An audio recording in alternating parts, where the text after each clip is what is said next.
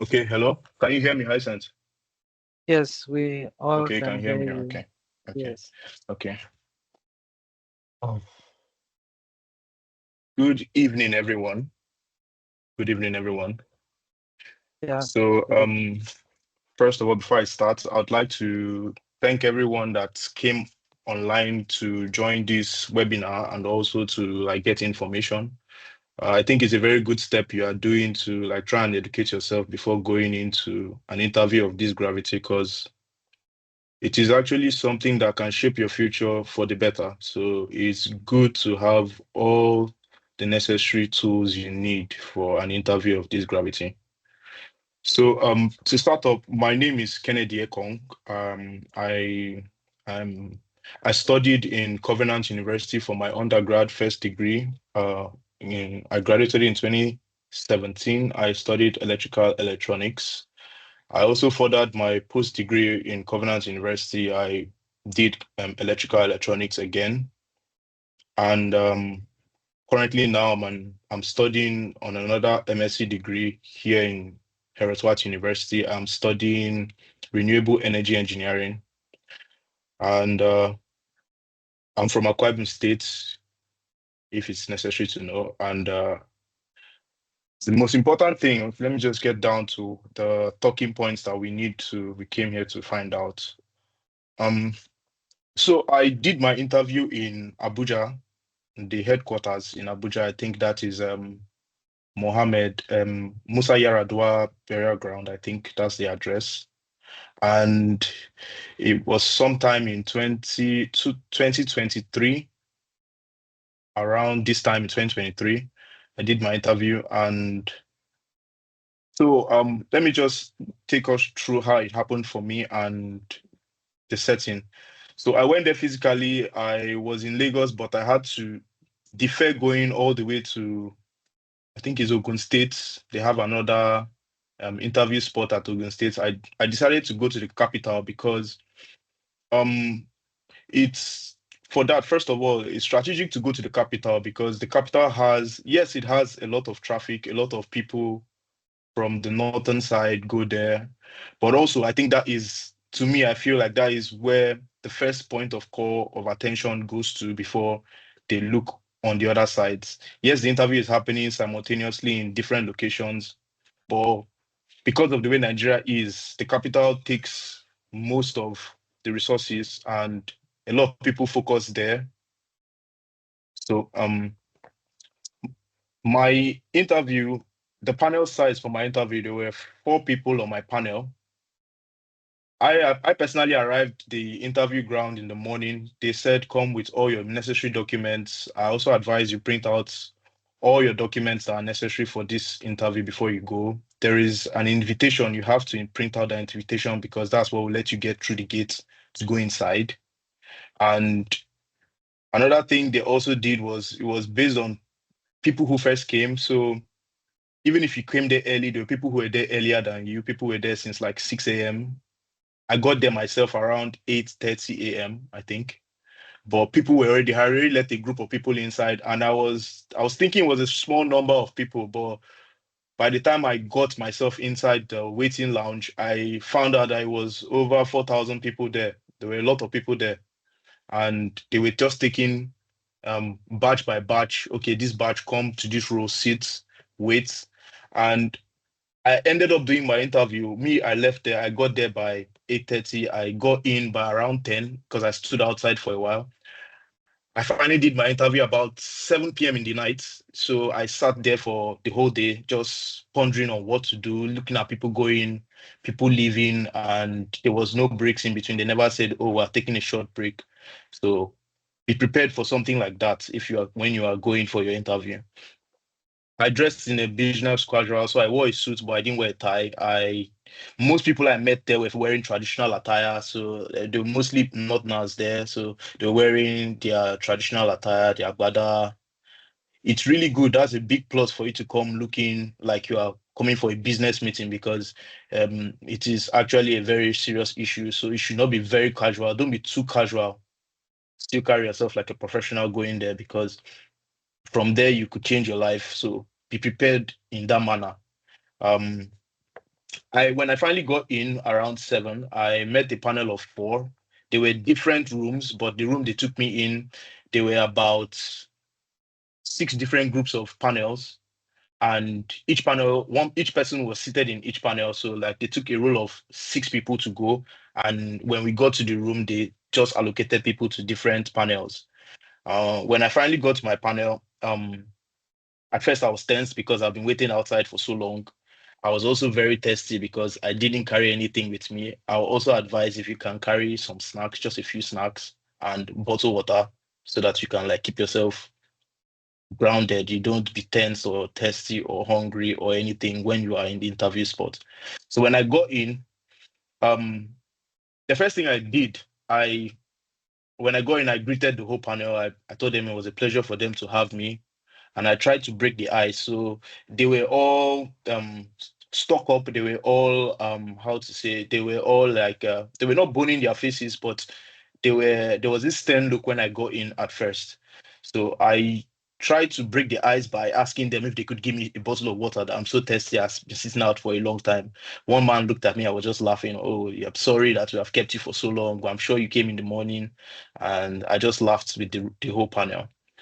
Immediately I got in, the first person asked for my folder. So I advise that you carry a folder of all your documents, or uh, an envelope of all your documents. And this includes your results, your NYSC certificates, completion. I think that's a very serious requirement. So your NYSC completion certificate, your undergrad certificate as well, your WAEC results.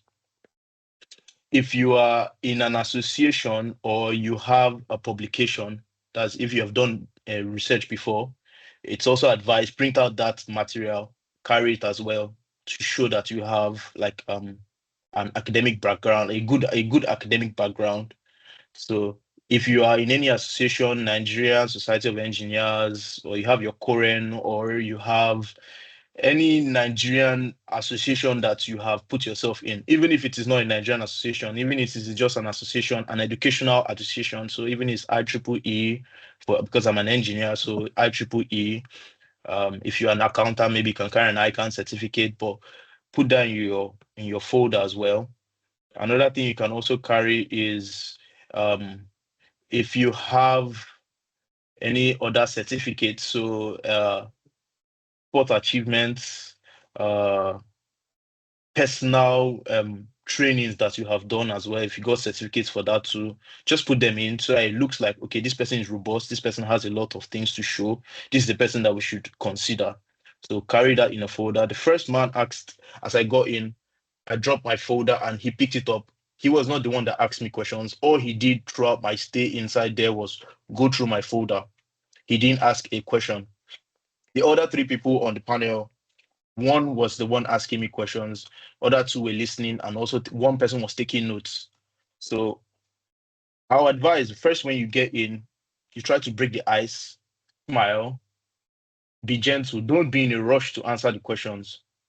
Try to maintain some kind of candiance, like just keep yourself calm while you're answering the questions, because it also shows that even if you are stressed, you are able to manage yourself in a high tension situation, because it's quite important that they know that, okay, they have confidence that this person that we are putting forward is credible and is good enough for what we are pushing you for. Um, so that's about my formalities. The kind of questions I was asked. So the first question, the person asking questions asked me was about my background. So he asked me, what did you study? While the other person was confirming what I said. So he asked me, what did I study for my undergraduates? I did not put my master's certificate in there because I had not finished my master's programming, my post-degree program in Nigeria at the time.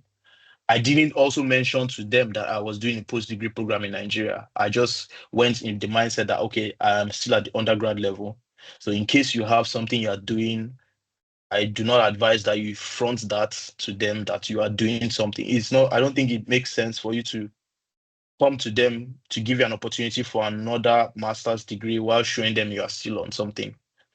I think I also heard the last guy ask about having a scholarship with another association and bringing that. I do not also advise you to carry something of another scholarship body to go to this scholarship interview. Like if you have a Chevron, or you are working on trying to get a Chevron scholarship or any other scholarship, just focus on PTDF for now. Let everything that you bring in have to be that you are coming to try and secure the PTDF scholarship. So don't try to impress them by showing them things from other bodies, and don't also try to impress them showing them you have done some kind of, or you are doing, or maybe you are on a program right now. That will not impress them. That will just show, okay, you do not actually need what we are trying to dish out. uh, so they asked me about my background. The next person also asked me about okay, so I think I also need you I would like to advise that you do before going for this kind of scholarship. This is petroleum. The name of the program is a Petroleum Development Trust Fund. So you should at least try to prepare yourself in the manner that you would be going to answer questions about the petroleum industry. So just familiarize yourself with the basic terminologies in the petroleum industry. What is upstream? What is downstream? What is midstream?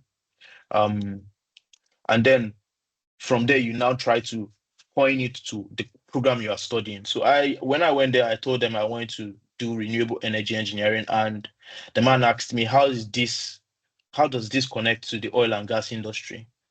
I was quickly able to like maneuver my way around and think about it. I said that the oil and gas industry is developing and is growing, and in near future, it will be a thing where crude oil and as well as non-sustainable means of energy generation will be pushed aside, and renewable energy options will be the more in thing, or the more thing in vogue or in use across the nation, in Nigeria and in Africa. So it's good to go for a course where I prepare myself, and I prepare myself for this change that is going to happen in Nigeria. I also advise that you try to push the narrative that what you are going to study, you are going to bring it back to apply your knowledge in Nigeria and not abroad. So don't be going there saying, "Oh, I'm studying this because I'm looking for a better employment." It's better to say you are going there to learn whatever you are going to study, so that you can bring this back and apply in Nigerian markets. Uh, okay, another question he asked me during my interview was,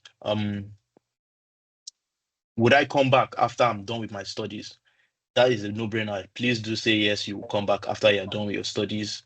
Uh, what other thing do I cannot remember they asked me during? Uh, okay, they also asked me why, because I was coming from Lagos, why did I not go to the closest interview spot to me?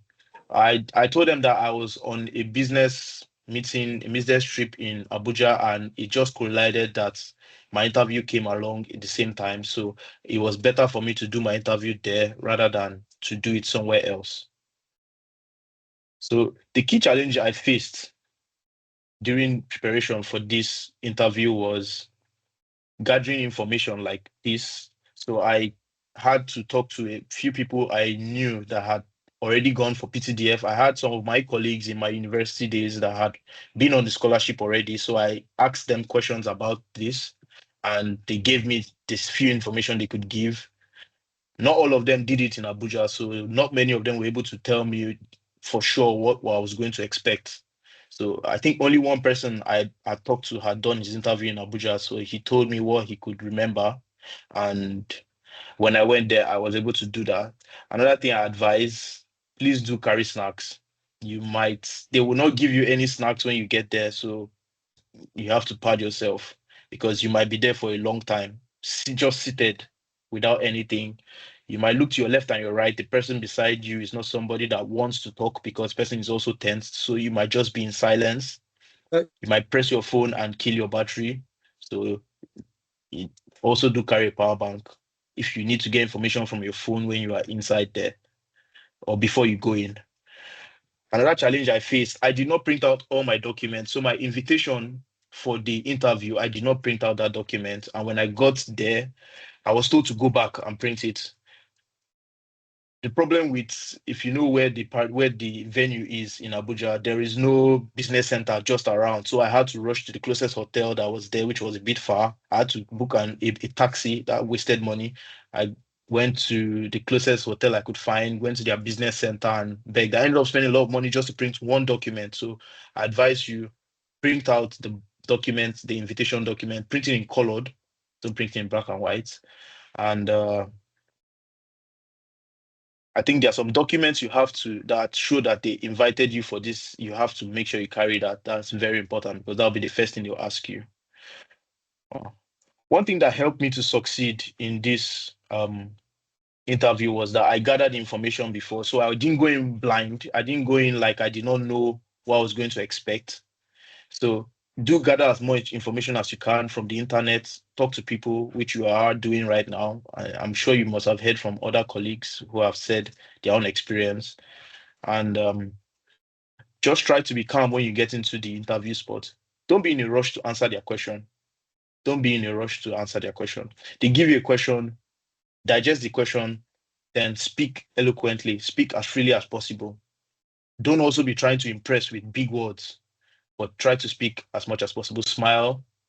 If you can be jovial while you are there, be jovial with them because these people, it might just take a little, maybe a joke might have just made them just tick you yes for this scholarship. So try to be jovial when you're in there. Don't be tensed. Try don't not to show that you are tense when you are there. Um,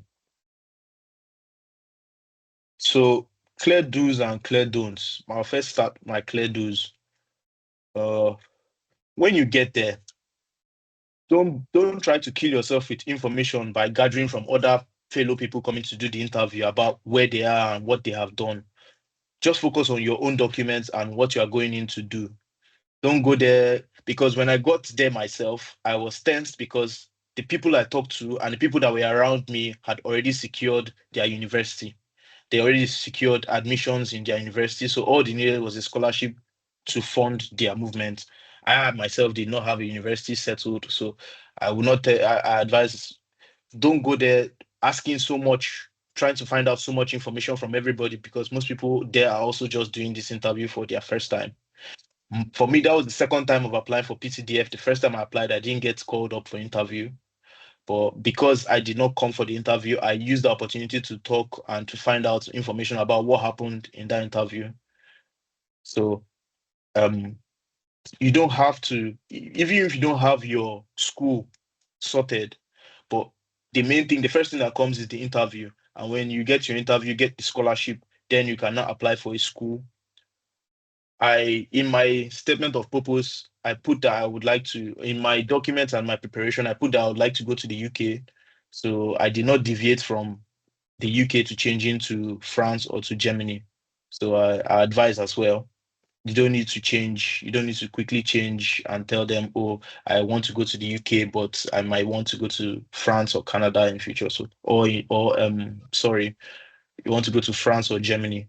So you don't need to be tensed about that. What you should just focus on is to secure the scholarship first and then you move on, do the other things. Even the course, my first choice was not renewable energy. My first choice was uh sustainable energy engineering, I think, in University of Newcastle.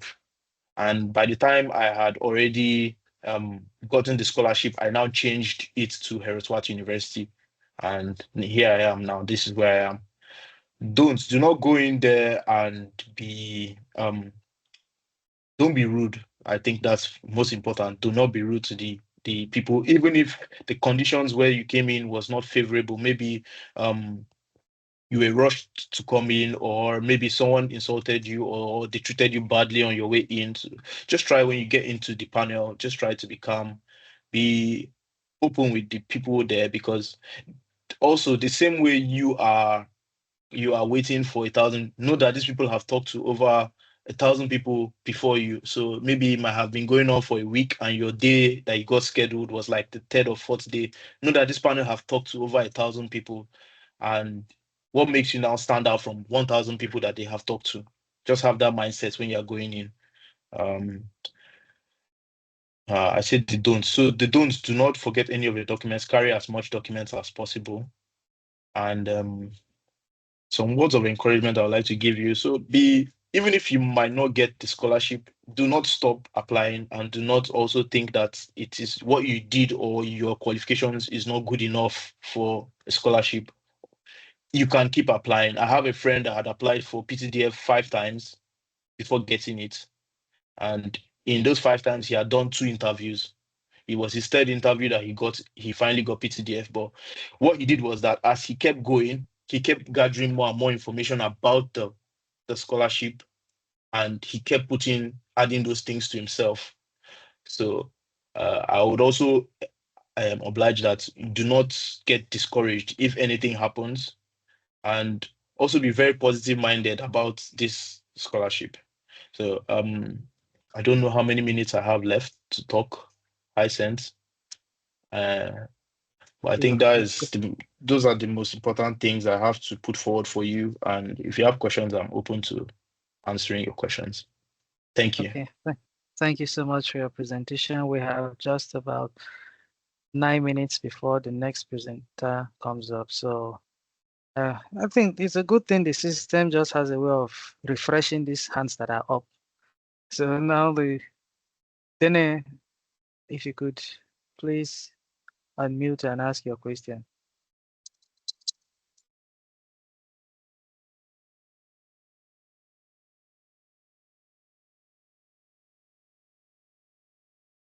Dene Awa, if you can hear me, Hello. unmute and yes, Hello, can you hear me? loud and Yes, I can clearly. hear you. Okay, I want to thank the organizers for this opportunity. Is there a way that maybe we can contact any of you to hold maybe a mock interview before that day, so that we can gauge our preparedness and have an SOP review, something like that? Yeah, if you look into the chat section, I've had to copy and paste the names of all the awardees that have presented and those who are going to present. And so you can search them up on LinkedIn and send them a connection request. Then you can proceed from there to discuss with them. Or you can, Azubike posted the link to the WhatsApp group. You can join the WhatsApp group and then get to any of us. Okay. Please, Thank you very I don't know much. if you can help us to post the Okay. name and the link, please. Okay, I'll do that. Olumide, kindly unmute and ask your question. Okay, good evening, sir. Good evening. Yes, sir. So I have 3 questions to ask. Okay. So the first being that my interview location is at Ibadan, and Yes, here Ibadan. I work and reside at Aba. So I'm considering going to Port Harcourt. I would like to ask, like, even if I go to Port Harcourt, because it seems each field has been designated a day for the interview. So does it mean I have to go to Port Harcourt on Monday, that I was scheduled to hold the interview at Ibadan? And the second is that the CV. Most applicants, we either have an academic CV or a professional CV. So which do you think is appropriate for the interview? And the third is dress code. Is it compulsory for all men to be on suits? Because I don't plan wearing suit that day, just like dress corporate shirt and a black pants. That's all. That's all, sir.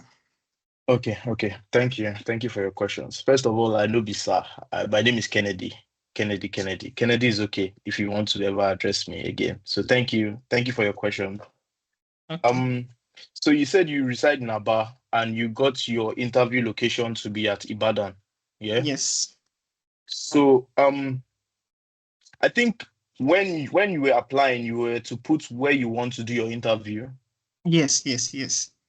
Did you yourself choose Ibadan or did you Yes, choose Port I Harcourt? chose Ibadan myself, because Okay, so the so plan I had was that maybe by the time before the interview time I will be on leave. So I didn't know the okay. interview would come up so early. Yes.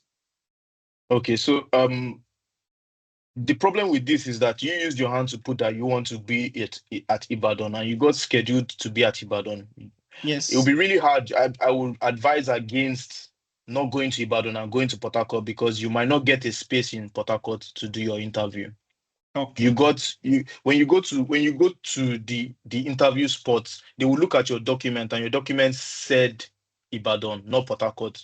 That might make you have a problem because if they tell you, okay, you cannot enter this vicinity because this is not where we invited you to come, you end up wasting your slots, your day slot for the interview, and you end up missing out on the opportunity. It might come only once a year. So do everything you can to get to Ibadan on that day. Oh, I myself, I said it. I was in Lagos. I could have easily gone to Ibadan to do my interview, but because I was skeptical about going to Ibadan to do my interview, I had to go to Abuja. It took a lot out of me. It would this don't get it twisted. This application process will take some cash from your pocket because you have to actually show up. It might be by flights, it might be by bus, but you have to show up. So they do not concern themselves how you show up. They only concern themselves with when you are there. So you have okay. to take the pains of getting yourself to Ibadan on that day. Even if it has to be that you have to take an excuse from your office or someone has to fill in for you. But I advise don't miss out on that day. Don't miss out on the day allocated because they will not reschedule another day for you. This is like a week-long event or 2 weeks long event. And in those 2 weeks, it's happening simultaneously everywhere. And you can only go to where you were stated to go. Okay. Okay, the third thing, your CV. So if you say you have an academic CV and you have a professional CV, how do you mean? Because in your CV, your academic background will show, and also your professional background will show. So um, when you say you have an academic CV, how do you mean? Please, could you help me elaborate? Let me The academic understand what you mean. CV, like for most scholarship applicants, is less than 2 pages. But my professional type Mhm. is up to 5 pages.